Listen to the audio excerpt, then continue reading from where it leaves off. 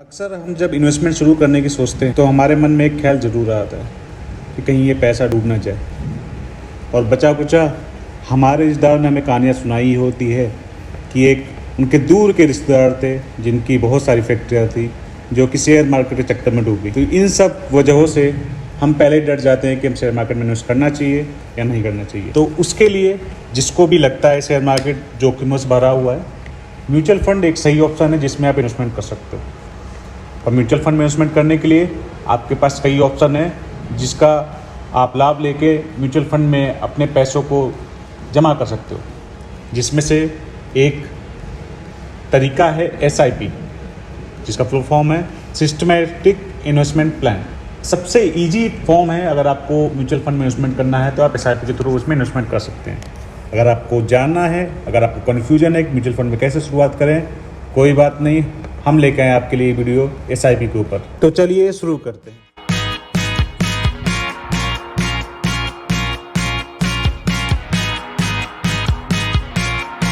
Investment journey शुरू करने के लिए म्यूचुअल फंड सबसे अच्छे इन्वेस्टमेंट ऑप्शन में से एक है। अगर आप चाहें तो आपके पास और भी ऑप्शंस हैं इन्वेस्टमेंट करने के लिए, जिनमें से स्टॉक मार्केट भी एक है, बट म्यूचुअल फंड सबसे सिक्योर है। इसमें आप चाहे तो लमसम अमाउंट यानी कि एक मुश्त निवेश कर सकते हैं, या SIP के माध्यम से आप मंथली सिस्टमेटिक इन्वेस्टमेंट कर सकते हैं, जिससे आपको ग्रोथ बाई आपकी वैल्यू जो आप मंथ डिपॉजिट कर रहे हैं उस पर मिल सके। SIP में आप नियमित अंतराल में एक निश्चित राशि निवेश कर सकते हैं। पहली बार निवेश करने वालों के लिए SIP सबसे बेस्ट ऑप्शन है। इसमें आप कम रिस्क के साथ मैक्सिमम रिटर्न हासिल कर सकते हैं। SIP के कुछ और फायदे हैं। आप अपनी इनकम और फाइनेंशियल गोल के आधार पर एक फिक्स टाइम, जैसे महीने, हफ्ते, क्वार्टरली, हाफ ईयरली या ईयरली के हिसाब से आप इसमें इन्वेस्ट कर सकते हैं, और आपका जो रिटर्न मिलेगा उसी बेसिस पे मिलेगा जिस प्रकार आप इन्वेस्ट कर रहे हैं। पास्ट कुछ सालों में आप देखोगे भारत में म्यूचुअल फंड में निवेश बहुत लोगों का बढ़ चुका है। लोगों के जैसे ही फाइनेंशियल लिटरेसी आई है, इन्वेस्टमेंट पहले से ज़्यादा बहुत तेजी से बढ़ रहे हैं। इनमें से ज़्यादातर लोग म्यूचुअल फंड में जो इन्वेस्टमेंट कर रहे हैं SIP के थ्रू कर रहे हैं, जिससे क्या हो रहा है, लोगों को बर्डन भी ज़्यादा नहीं आ रहा है और उनका इन्वेस्टमेंट भी मंथ वाइज जाता रहा, हर मंथ वाइज जा रहा है, जिससे उनको फ़ायदा हो रहा है। दोस्तों, मैं बताना चाहूँगा, अगर कोई भी बंदा, जैसे मैं आप हो, अगर पहली बार इन्वेस्टमेंट करने जा रहे हो तो आप सोचते हो जमा करने में बड़ी रकम में जमा कर रहा हूँ, एक बार में पैसे जमा कर दूंगा तो कहीं डूब ना जाए।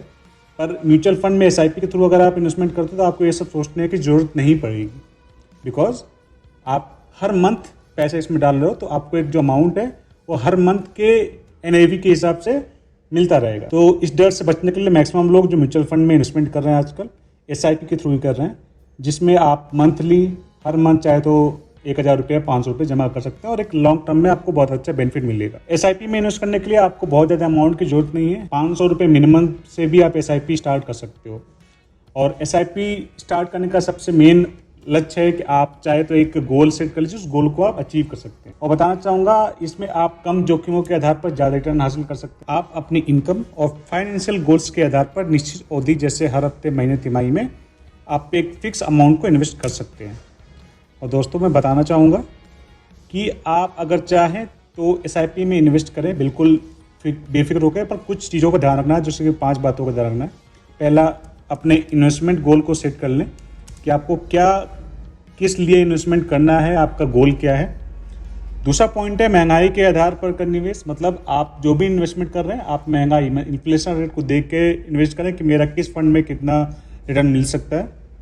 और जब भी आप इन्वेस्टमेंट कर रहे हैं, थर्ड पॉइंट का ध्यान रखें कि जब भी आप इन्वेस्टमेंट करेंगे तो सावधानी से चुनें कि जो भी आप इन्वेस्टमेंट स्कीम चूज़ करें, जो भी फंड हाउस आप चूज़ करो सही हो, कहीं आप गलत फंड हाउस चूज़ न कर लें। इसलिए SIP जब भी इन्वेस्ट कर रहे हैं तो कृपया ध्यान दें, ये फंड हाउस जरूर चेक करें कि फंड हाउस क्या है और उसकी फंड की जो पुरानी परफॉर्मेंस हो कैसी है। और दोस्तों, जैसा कि सभी हमने ऑलरेडी मैं बता चुका हूँ कि आप जब भी SIP करना चाहो तो SIP को आप चाहे तो मंथली, मीन्स महीना वाइज, क्वार्टरली, यानी कि आप चाहे तो हर क्वार्टर में आप इसमें SIP डाल सकते हो, हाफ ईयरली भी डाल सकते हो, और आपके पास अगर चाहते हो आप एक बार में हर साल डिपॉजिट करो तो हर साल भी डिपॉजिट कर सकते हो। ये फायदे हैं आपके SIP के। और दोस्तों, बताना चाहूँगा, हमेशा ध्यान रखें, जो रिटर्न है, जो भी आपका म्यूचुअल फंड में, जिसमें फंड हाउस में आप रिटर्न की उम्मीद करते हो, मार्केट के ऊपर डिपेंड करता है कि आपने जो फंड चूज किया, इक्विटी चूज किया है या डेब्ट फंड चूज किया है।